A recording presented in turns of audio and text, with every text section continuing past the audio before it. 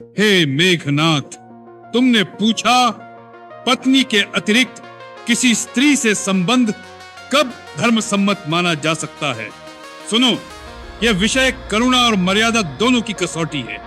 सामान्य नियम स्पष्ट है, विवाह व्रत अटूट है। पत्नी के अलावा किसी से संबंध रखना अधर्म है।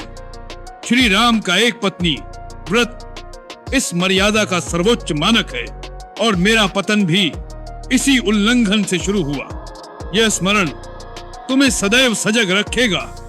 हे मेघनाथ, अब उस दुर्लभ अपवाद को समझो जिसे प्राचीन धर्म में नियोग कहा गया।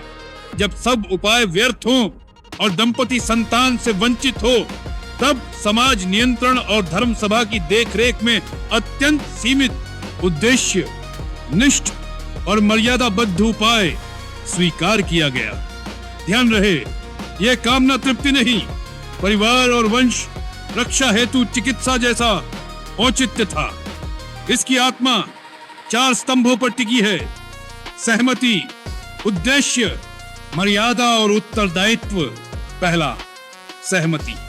पति और पत्नी दोनों की स्वच्छ, निर्भय और लिखित सहमति अनिवार्य। स्त्री की इच्छा सर्वोपरि। हाँ, स्वतंत्र हो, ना का सम्मान निर्विवाद। बुजुर्गों, आचार्य की उपस्थिति में निर्णय, ताकि यह चोरी छिपे वासना का द्वार न बने, बल्कि समाज की नैतिक निगरानी में रहे। दूसरा, उद्देश्य, एकमात्र लक्ष्य संतान प्राप्ति।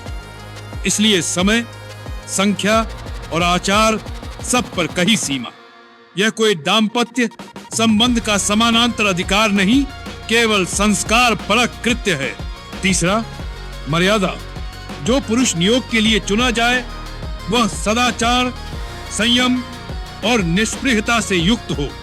कुल संगति और समाज स्वीकृति भी देखी जाए, ताकि वंश रेखा और संस्कार सुरक्षित रहे। संबंध शारीरिक अधिकार नहीं देता, न इससे आगे पीछे निजी मेल मिलाप वैध होता है। चौथा, उत्तरदायित्व। जन्मा बालक उस दंपत्ति का है, पालन, नाम, उत्तराधिकार सब उसी के। नियोगकर्ता न पति कहलाता है, न कोई दाम्पत्य दावा रखता है। आज के युग में विज्ञान ने कई सात्विक मार्ग दिए हैं, अतः पहले इन्हीं पर चलना धर्म बुद्धि है। शास्त्र का अपवाद तभी जब समाज नियंत्रण, आचार्य परामर्श और दोनों पक्षों की पूर्ण स्वतंत्र सहमति के साथ मर्यादा अटूट रहे। रामायण की सीख यहाँ दीपक है। मर्यादा से बढ़कर कोई बल नहीं। राम की विजय उनकी सेना से नहीं, उनकी मर्यादा से थी। और मेरा पतन मेरी शक्ति के क्षय से नहीं, मेरी मर्यादा भंग से हुआ।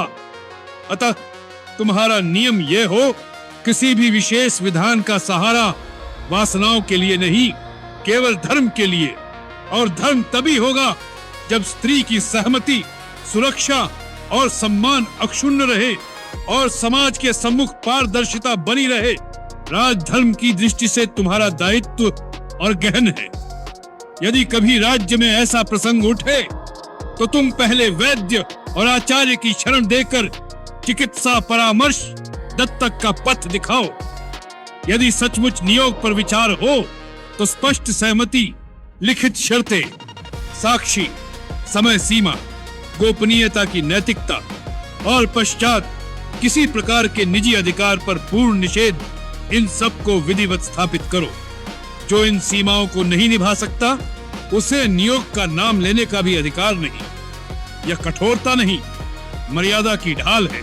याद रखो हे मेघनाथ, विवाह 2 आत्माओं का धर्म संग है।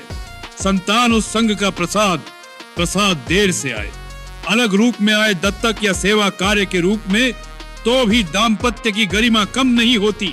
जो इस रहस्य को समझ ले, वह अपवाद विधान का नाम लेने से पहले अपने मन की परीक्षा 100 बार करता है। और यदि कभी लेता भी है तो केवल उन्हीं दीवारों के भीतर सहमति, उद्देश्य, मर्यादा, उत्तरदायित्व, जहां स्त्री की गरिमा निर्विवाद सुरक्षित हो। अंत में इसे व्रत की तरह हृदय पर लिख लो। मर्यादा मेरा कवच, करुणा मेरा ध्वज, न्याय मेरा रथ। इसी त्रिधा से दिए गए निर्णय कुल कल्याण भी करेंगे और तुम्हारे अंतःकरण को उज्जवल भी रखेंगे। तभी तुम्हारी विजय केवल शत्रु पर नहीं, समय पर भी होगी और लंका का नाम वैभव के साथ सदाचार से भी याद किया जाएगा।